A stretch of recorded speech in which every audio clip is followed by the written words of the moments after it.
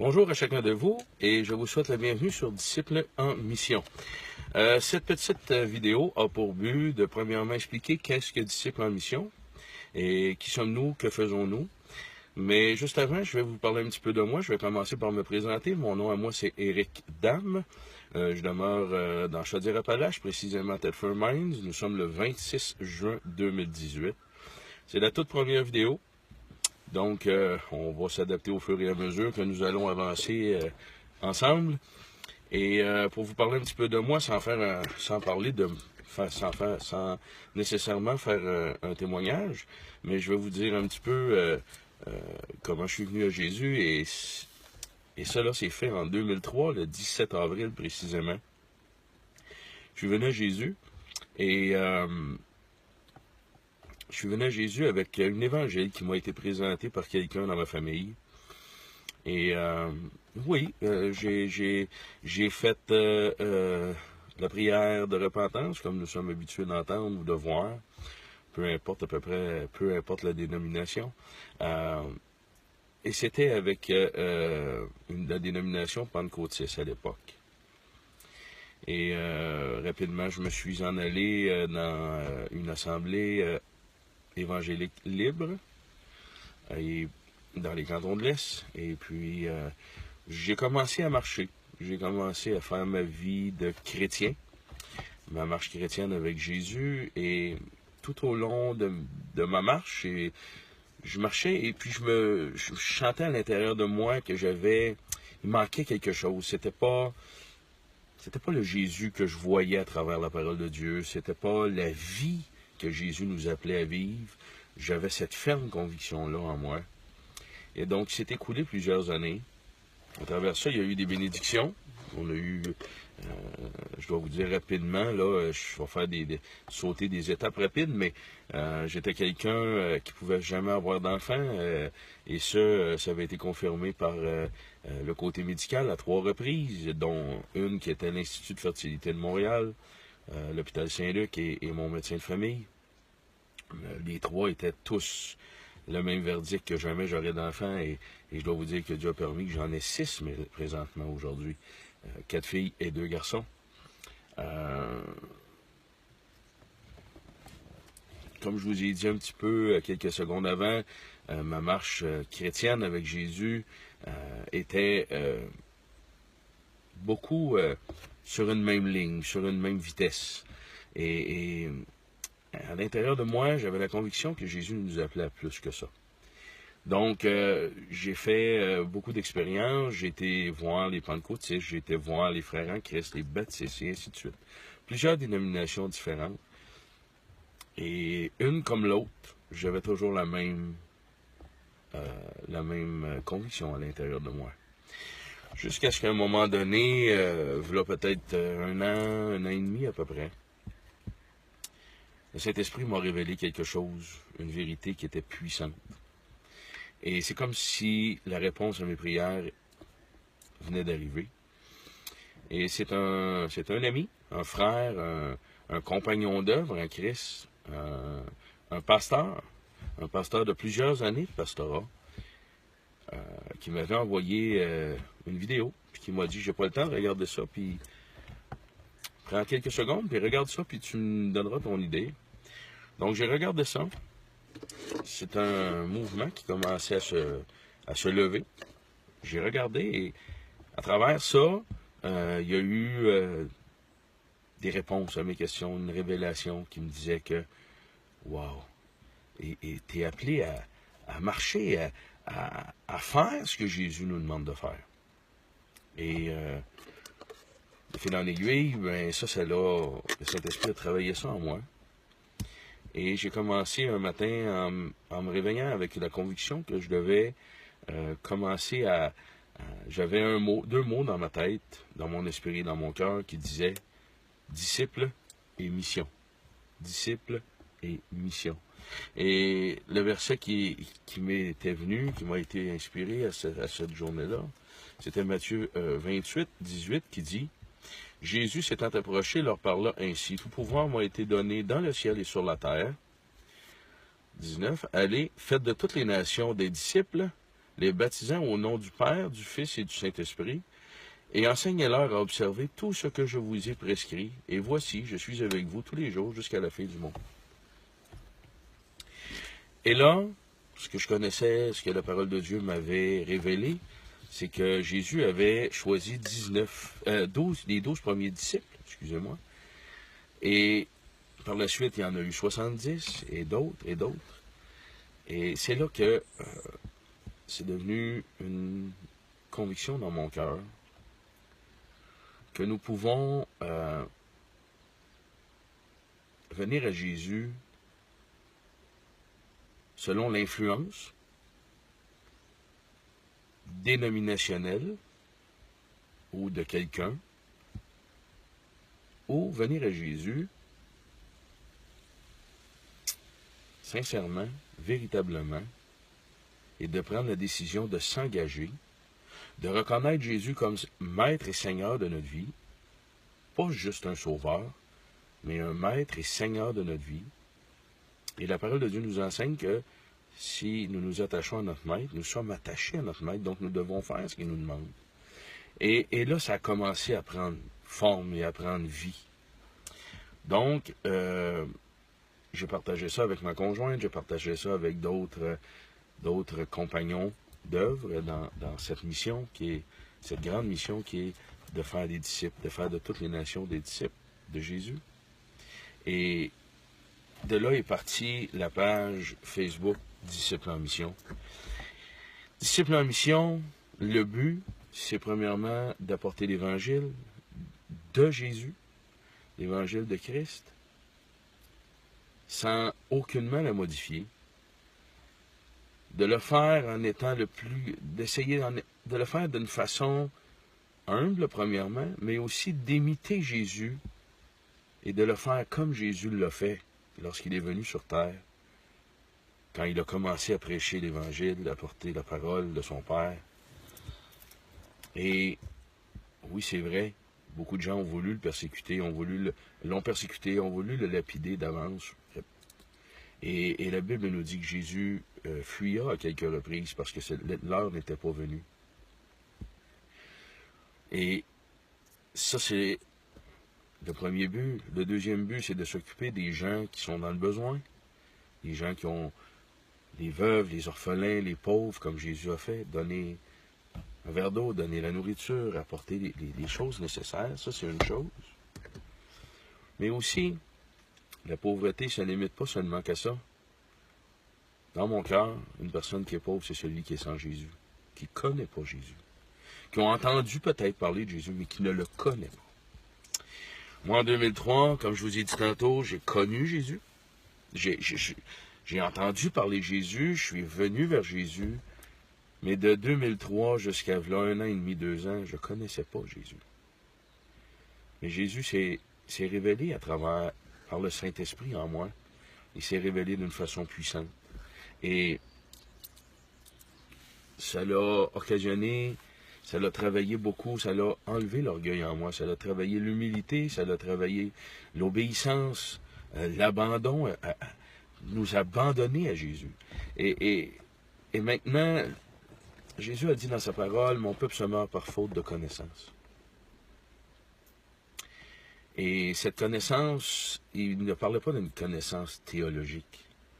Il parlait de la connaissance qui vient du professeur qui est au-dessus de tout. On ne peut pas avoir un meilleur professeur que ce professeur-là, si ce n'est le Saint-Esprit que le Père a donné à ceux qui viennent à son Fils. Dans chaque dénomination, on exclut des parts de l'Évangile de Jésus. Et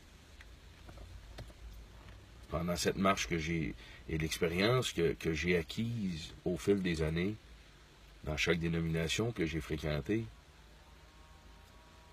et je dois vous dire que même si j'étais dans ces dénominations-là, je ne me sentais pas vraiment à ma place, mais je savais que le Saint-Esprit était pour enseigner à travers cette marche-là, ces démarches-là. On voit que Jésus, lorsqu'il est venu sur terre, il a commencé son ministère, il a enseigné une voie que nous devons suivre. Il a dit lui-même, je suis le chemin, la vie et la vérité, et nul ne vient au Père que par moi. Il est venu nous enseigner ce chemin-là, il est venu montrer le chemin. Il s'est donné pour chacun de ceux qui viennent à lui, sincèrement et véritablement. Donc, disciple en mission, le but, premièrement, je dois vous dire que ce n'est pas mon œuvre à moi, ça vient pas de moi, c'est une direction que le Saint-Esprit a mis dans mon esprit. Et ça est descendu comme une conviction dans mon cœur. Et quand j'étais dans les assemblées que j'ai fait de 2003, allez, comme je vous ai dit, il y a 1 an et demi, 2 ans, j'avais toujours cette envie à l'intérieur de moi de prêcher l'Évangile, de prêcher Jésus. Il y avait des choses qui se révélaient dans mon cœur et ça restait toujours éteint, ça restait toujours à l'intérieur. Et des fois, j'avais, à quelques occasions, partagé des choses et on me disait, mais tu es qui? Pourquoi tu nous amènes ça? T'as pas fait l'école biblique, t'as pas fait telle chose, Non, t'es pas reconnu par les hommes, mais le but, est-ce que c'est de plaire à des hommes ou plaire à Dieu?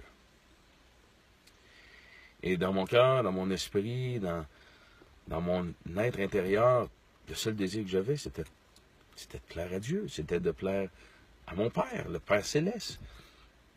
Je dois faire une petite parenthèse. Moi, mon père, je ne l'ai jamais connu, le Père charnel. Je suis fils unique aussi. J'ai pas de frère, pas de sœur. J'ai juste ma mère que je connais et la famille de ma mère. Et tout jeune âge, ben c'était toujours ça a été mon arrière-grand-mère qui s'est occupée de moi, mes grands-parents, une tante en particulier. Comme je vous dis, je ne veux pas faire mon témoignage, je le ferai éventuellement. Mais, donc mon père, je ne me suis jamais identifié à mon père biologique. Mais à un moment donné, le Saint-Esprit m'a emmené cette conviction. Et avec la parole qui disait que personne sur cette terre n'appelle Père, car vous avez un seul Père, et il est dans les cieux. Et quand le Saint-Esprit m'a emmené sur ce verset-là, j'ai eu une révélation, une conviction que j'avais un Père. Et ça a été le début du changement de ma vie. Donc, disciple en mission, c'est le but de ça, comme je vous ai dit tantôt, c'est d'apporter l'Évangile de Jésus. L'Évangile de notre Sauveur, notre Seigneur et notre Maître de notre vie. De prêcher l'Évangile comme Jésus l'a prêché, sans compromis, sans modification, ni enlever, ni rajouter quoi que ce soit. L'Évangile tel qu'elle est. Cet Évangile qui, à travers cet Évangile, a une puissance. Et lorsque cet Évangile est présenté sans aucune modification, le Saint-Esprit a le pouvoir de conviction à travers cet Évangile-là sur les personnes qui la reçoivent. Jésus s'est fait chair, la parole s'est fait chair à travers Jésus. Et la parole de Dieu nous dit que cette vérité doit nous affranchir. Et quand j'ai fait ma marche de chrétien, j'avais pas la conviction que la vérité m'avait affranchi. Parce que j'étais beaucoup plus tiède. Au début, oui, on a un feu, on a un zèle, mais qui s'éteint rapidement. Et on pogne une vitesse de croisière qui est à peu près toujours la même vitesse. Et cette vitesse-là, elle est, on pourrait dire, le cruise control qui s'installe. C'est la routine, c'est la religion, ça devient religieux. Donc, il y a une vitesse de croisière là, qui est comme mise sur un cruise de contrôle. Et là, on garde cette même vitesse-là. Et avec cette vitesse-là, ben, c'est confortable. On peut freiner rapidement. On peut réaccélérer, reprendre notre vitesse de croisière. Et ça tue la vie. Ça étouffe la vie abondante que Jésus nous a promis à travers son évangile. Vous savez, aujourd'hui, je vais le dire tout de suite. Vous allez voir un peu où est-ce que ça va nous emmener. Le salut aujourd'hui est présenté, on peut dire des saluts bonbons, des saluts bon marché. Et c'est basé seulement sur un verset ou certains versets qui disent, si tu crois en Jésus, t'es sauvé. Et si t'es sauvé aujourd'hui, ben t'es sauvé éternellement. Et j'avais marché comme ça. Et ça m'a emmené à avoir une vie tiède. Et je me suis assis et j'étais pas qu'ouvrier dans l'œuvre de Christ. J'étais à l'aise, j'étais bien, ça allait quand même bien. Beaucoup de péchés à travers ça, mais c'était normal, c'est pas grave, demande pardon, puis on continue. Non, non. Ça laissait un goût amer. Et dans ma vie, et j'étais pas bien à travers ça quand même. Et comme je vous ai dit, il y a 1 an et demi, cette révélation-là qui m'est arrivée, c'était en pleine nuit. Je fais une petite parenthèse. Il était 2h30, 2h40 à peu près dans la nuit. Et j'ai vraiment entendu clairement. C'est ta dernière chance. Et là, je me suis réveillé en sursaut. Je pensais que c'était ma conjointe qui parlait, mais elle dormait là, vraiment dans un sommeil solide. Et j'ai dit, ben Seigneur, si c'est toi, tu vas me le redire d'une façon où je ne douterai pas. Et quelques minutes ont passé, et comme j'étais sur le point de me réendormir, j'ai réentendu d'une façon claire, comme un père qui veut se faire comprendre. Moi, comme je vous ai dit, j'ai 6 enfants. Mon petit dernier, c'est un petit bonhomme de 7 ans. Et des fois, je vais lui dire quelque chose. Normalement, il n'obéit pas, mais la deuxième fois, je vais le dire d'un ton où je suis convaincu qu'il va le comprendre, sans crier, juste un ton ferme. Donc, c'est ce que j'ai entendu. C'est ta dernière chance. Et là, je me suis assis et j'ai eu un sentiment de repentance dans mon cœur et je me suis repenti devant l'Éternel. Je lui ai dit, oh Père, je te demande pardon. J'avais la conviction que je n'étais pas véritable. J'avais la conviction que je n'étais pas un engagé. Et le verset qui me venait au même moment, c'était Jésus qui dit dans Luc, qui dit, lorsque je reviendrai, trouverai-je la foi.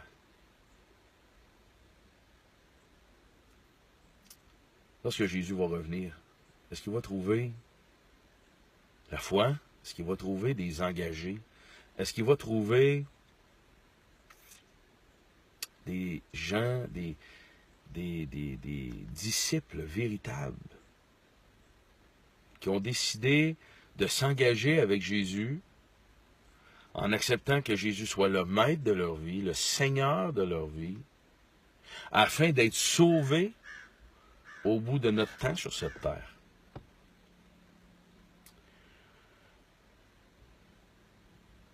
Je n'élabore pas tout de suite là-dessus, parce que ce sera un enseignement que j'apporterai éventuellement.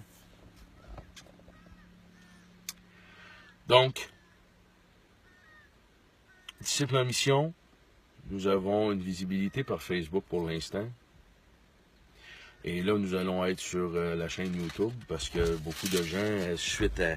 J'avais eu cette révélation-là, cette direction-là, il y a quelques mois, et plusieurs personnes par après ont dit, mais pourquoi tu vas pas sur YouTube? Pourquoi tu mets pas des enseignements? Pourquoi?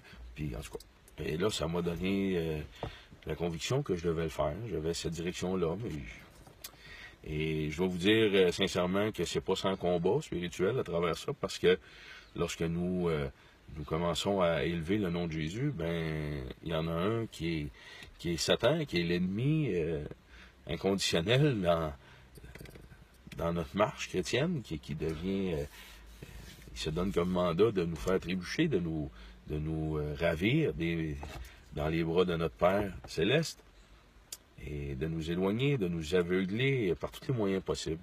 Donc oui, il y a eu beaucoup de combats à travers ça, mais par la foi. Par la foi, je suis devant cette caméra et je suis là pour vous partager un peu la direction de ce que Disciples en Mission vont prendre. Et oui, éventuellement, nous allons mettre des enseignements, nous allons mettre aussi des vidéos lorsque nous prions pour des gens, bien entendu, si les gens sont d'accord, les baptêmes et ainsi de suite. La vie à laquelle nous sommes appelés, nous allons la partager avec vous, afin que vous puissiez voir. Vous savez, dans Marc 16, 17, 18, ça dit « Voici les signes qui accompagneront ceux qui auront cru en moi. » Et ça commence par « Ils chasseront les démons. » Donnez-moi 30 secondes. Marc 16, 17, 18.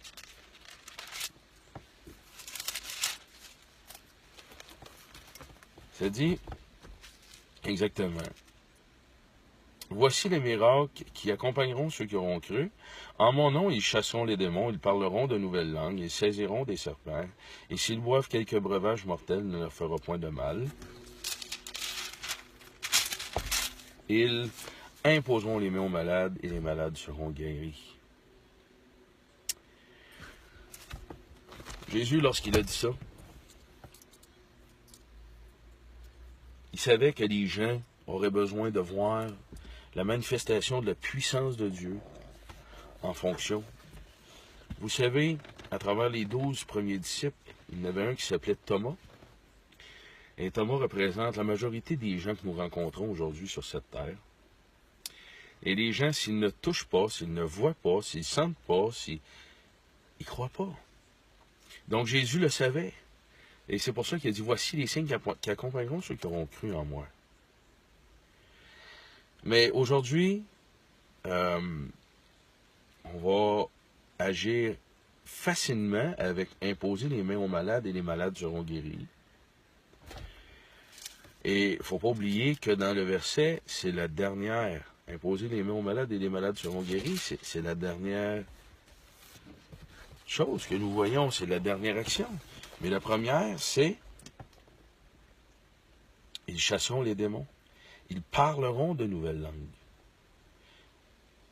Ils saisiront des serpents et s'ils boivent quelques breuvages mortels, cela leur fera point de mal.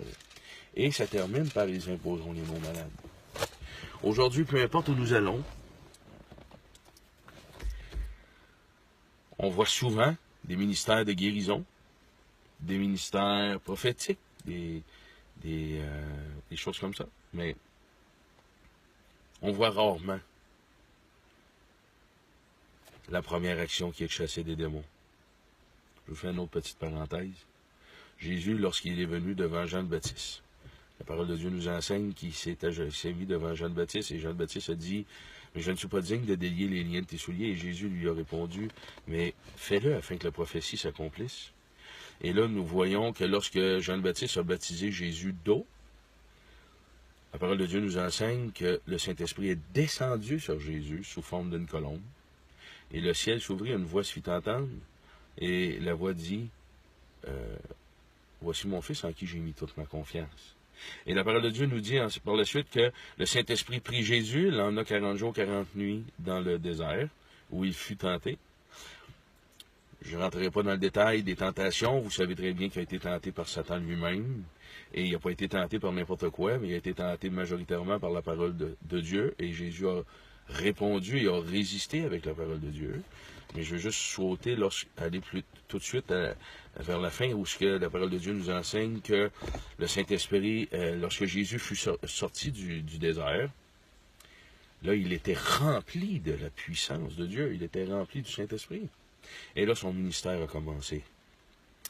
Et nous voyons dans la parole qu'il est descendu à Capharnaüm, il est allé commencer à prêcher, il est monté à Jérusalem, il est revenu à Capharnaüm. Et quand il est revenu, la première action qu'il a fait, après avoir lu dans Ésaïe et après s'être annoncé qu'il était le Messie, qu'il était celui qui était attendu, Il est redescendu à Capharnaüm et la première action qu'il a fait, ça a été qu'il a délivré un homme rempli d'esprit impur. Où? Dans la synagogue. Pas dans la rue, pas n'importe où. Dans la synagogue. Donc, ça, c'est la première action concrète que Jésus a faite. Donc, on voit vraiment que Jésus a accordé une importance particulière à l'effet de s'attaquer à la structure de Satan afin que les gens puissent être libres, pour libérer les captifs. Je ne voulais pas rentrer là-dedans tout de suite, mais je fais juste suivre ce que l'Esprit me donne au moment même. Vous savez, on pose la question à tous les gens qu'on rencontre, puis on va dire, ben, Jésus est venu nous libérer de quoi? Les gens vont dire tout de suite du péché. Mais le péché, il est inspiré, il a été mis dans l'être humain par qui? Par celui qui a été précipité sur terre, qui est Satan. Et cette nature pécheresse-là, elle est dans l'être humain aujourd'hui en 2018, mais elle est rentrée dans le jardin d'Éden avec Ève et Adam. Donc, tout ça pour vous dire que lorsqu'on vient à Jésus, la Bible elle est claire et éventuellement je vais vous apporter des enseignements avec les versets qui l'appuient et toutes les références aussi. Mais la Bible nous enseigne que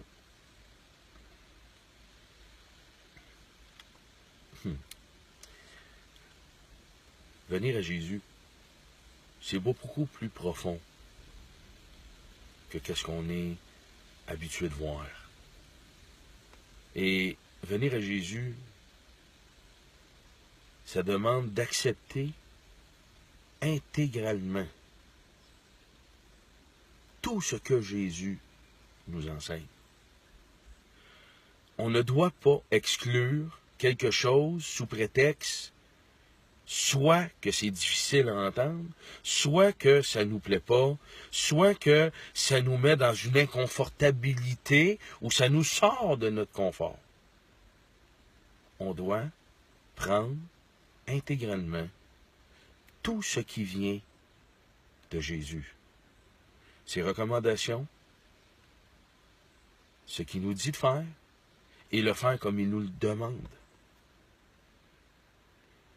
Vous savez, la seule dénomination qu'on doit avoir dans notre vie, c'est Jésus-Christ. Il est le chemin, il est la vie, il est la vérité. Et nul ne vient au Père que par lui. Aucune autre dénomination a le pouvoir de nous justifier. Paul dit que nous avons tous à travailler à notre salut, de tout notre corps, notre âme et nos forces. Et ce, pas juste lorsqu'on vient à Jésus. Chaque jour de notre marche sur la terre, nous devons travailler à notre salut. Parce que notre salut va être acquis seulement lorsque nous allons arriver devant le tribunal de Christ et que Jésus va dire, bon et fidèle serviteur, viens et entre dans ta maison. Là, nous avons la conviction, la certitude, l'assurance que nous sommes vraiment des co-héritiers avec Jésus. Mais sur la terre, nous devons travailler à ce salut-là. Et pas n'importe comment. Pas prendre la parole et l'adapter et la modifier afin de justifier notre style de vie. Jésus, il dit, celui qui demeure dans ma parole, je demeurerai en lui. Si on demeure dans sa parole, on ne doit ni retrancher, ni rajouter, ni modifier, ni quoi que ce soit. On doit la prendre telle qu'elle est. Jésus, quand il a prêché cette parole-là, même de ses disciples à lui, rappelez-vous dans la parole où ce que ça parle, où ce que Jésus commence à parler, que celui qui mangera mon corps boira mon sang. Dans les 70 disciples, dans les disciples qui étaient là, il y en a qui ont dit, oh maître, c'est trop difficile à entendre. On n'est pas capable. Et la parole de Dieu nous enseigne qu'ils ont quitté. Et j'ai pris quelques années à essayer de voir si est-ce que Jésus a couru après, est-ce que Jésus a essayé de les rattraper, est-ce que Jésus a corrigé son tir, est-ce que Jésus a mis un compromis, est-ce que Jésus a modifié. Non! Il a gardé ça tel qu'elle est. et les disciples ont pris un choix.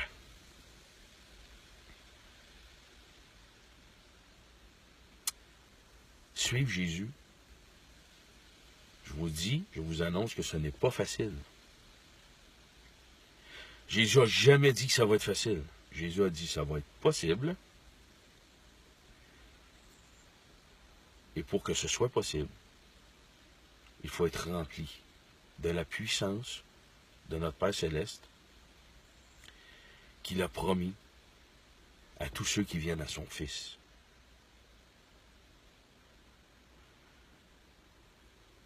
Maintenant, comment devons-nous venir à Jésus?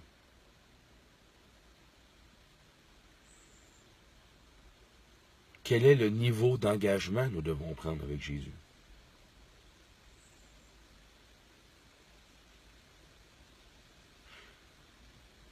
Nous sommes appelés à nous éprouver nous-mêmes, chacun de nous, à chaque instant, à chaque jour. À savoir si nous nous refroidissons ou si nous maintenons ce feu que nous avons avec Jésus. Et nous le voyons dans Corinthiens lorsque dans la Sainte Seine. Et ça nous dit qu'on doit s'éprouver soi-même. On doit s'éprouver soi-même. Pas de temps en temps, pas occasionnellement. À tout instant. Jésus dit, je vous envoie comme des brebis au milieu des loups.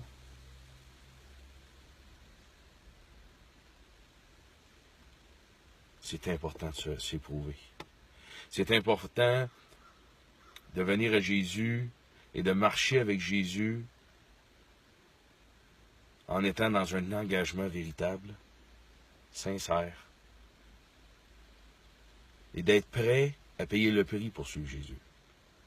Parce qu'il y a un prix pour suivre Jésus. Contrairement à ce qu'on dit que ça se limite seulement que si tu crois, tu seras sauvé. Oui, il faut premièrement croire. Mais si on y croit, maintenant, on a un engagement à prendre. Et cet engagement-là doit être fait à l'image de notre Maître et de notre Seigneur de notre vie. Paul a dit, soyez mes imitateurs, moi qui suis enchaîné à Jésus. Paul est le deuxième homme, deuxième créature en étant homme sur la terre, qui a imité Jésus. Et c'est pas en vain, ça, que ça a été choisi. Vous savez, quand Paul a marché sur le chemin et qu'il a fait la rencontre avec Jésus, et la parole de Dieu nous enseigne qu'il est tombé face contre terre, et Paul a posé une question, mais qui es-tu? Et la réponse a été, je suis le Jésus que tu persécutes. 3 jours, et là, il a perdu la vue. Il a perdu la vue. 3 jours après, il a retrouvé la vue. Je vous l'explique vite, là, mais on reviendra là-dessus éventuellement. Paul était le plus grand persécuteur de croyants. Était le plus grand il a maltraité énormément les croyants de Jésus. Mais imaginez-vous le temps qu'il était à terre, quand il a posé la question, qui es-tu? Lui, dans sa tête, il n'a pas maltraité Jésus. C'était pas Jésus qui faisait ça, là, parce qu'il fonctionnait par la vue. Mais il croyait qu'il faisait ça au nom de Dieu, qu'il faisait ça pour lui. Il croyait ça, mais je veux juste que vous compreniez, c'était pas Jésus qui avait en avant de lui, là. C'était des croyants, c'était des disciples. Et Jésus a répondu, je suis le Jésus que tu persécutes. Et à l'instant, il perdait la vue. Voyez-vous, il croyait qu'il faisait ça au nom de Dieu. Mais Jésus a fallu qu'il se révèle à lui d'une façon puissante. La parole de Dieu nous enseigne que Jésus a porté toutes nos iniquités. Qu'est-ce que toutes nos iniquités? C'est nos propres voies. Fait que j'ai été comme ça, moi je parle pour moi.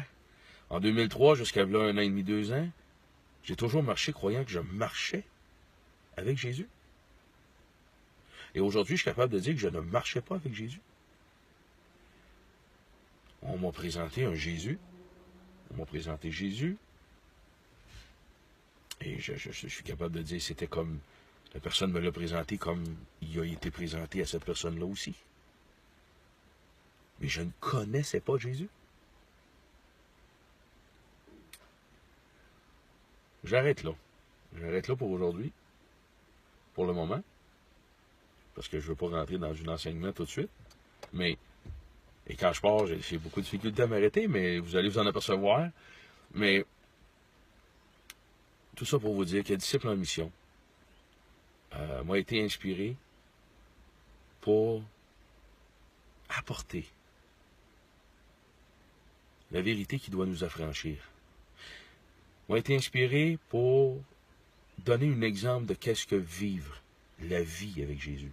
Vous savez, Jésus, on peut le connaître par la théologie, on peut le connaître seulement par la lecture, mais je vous dis que Jésus, il se vit. Jésus, pour le connaître, on doit le vivre. On ne doit pas juste l'étudier. On doit le vivre. Et on doit être disponible. On doit s'abandonner à Jésus. Et vraiment pas marcher par nos propres forces.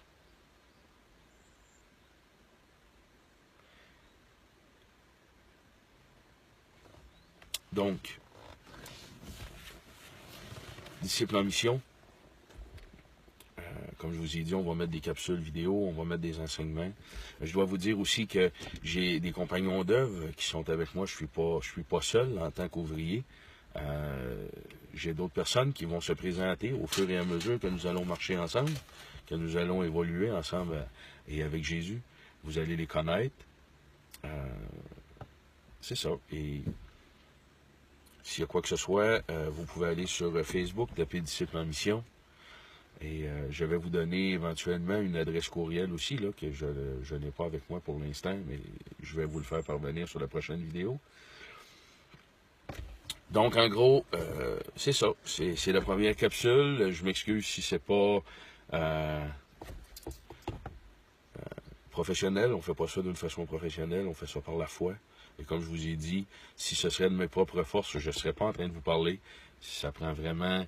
la Bible nous dit de prier le Père afin qu'il nous donne le vouloir et le faire, parce que ça vient vraiment du Père. Et ça fait 3 mois que le Saint-Esprit me prépare à ça. Et là, je fais le pas de foi aujourd'hui avec cette première vidéo. Donc, j'aimerais terminer avec une prière. Père, je te remercie. Je te remercie premièrement pour ton Fils, pour tout ce qu'il a accompli pour chacun de ceux que tu attires à lui. Je te remercie aussi, Père, pour ton Saint-Esprit, cette puissance qui vient de toi. Parce que Jésus a dit qu'il sera avec nous et en nous. Père, je te dis merci de me donner ce vouloir et ce faire, de sortir de ma zone de confortabilité, Seigneur, et de pouvoir partager publiquement ce que tu me donnes par l'entremise de ton Saint-Esprit, cet enseignement. Père, je te prie de toucher chacun des cœurs des personnes qui vont entendre les vidéos, qui vont suivre, et à partir de celle-là aussi. Seigneur, je sais que tu as dit que la moisson, elle est grande. Priez le maître de la moisson afin qu'il vous envoie des ouvriers dans la moisson. Je sais aussi, Seigneur, que tu m'as mis en vision, et par la parole de Dieu, par ta parole, ça nous dit aussi qu'à travers cette moisson, il y a de l'ivraie. Je sais qu'il y a de l'ivraie que nous allons rencontrer, Seigneur, dans notre marche. Mais, Seigneur, le jugement ne nous revient pas, il te revient à toi, Père. Et Père, je te dis que ta volonté se fasse.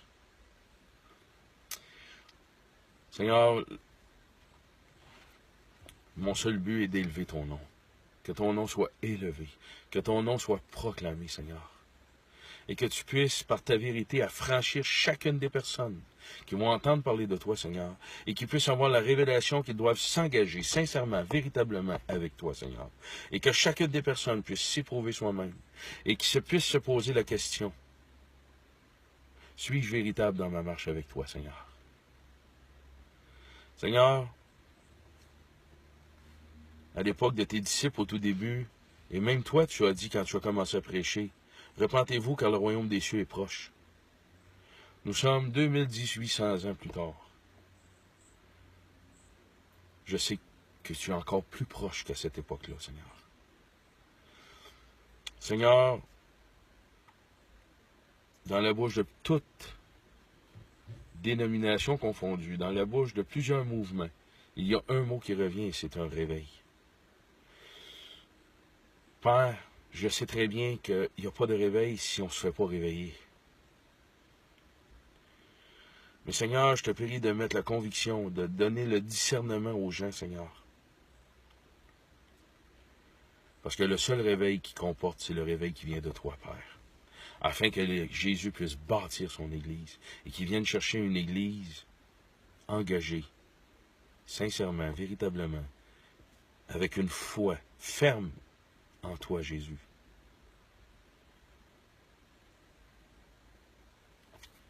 Merci, Seigneur. Et c'est dans ton nom, Jésus, que je te prie. Amen. Soyez bénis. Que la paix de Dieu soit avec chacun de vous. Et à la prochaine vidéo. Au revoir.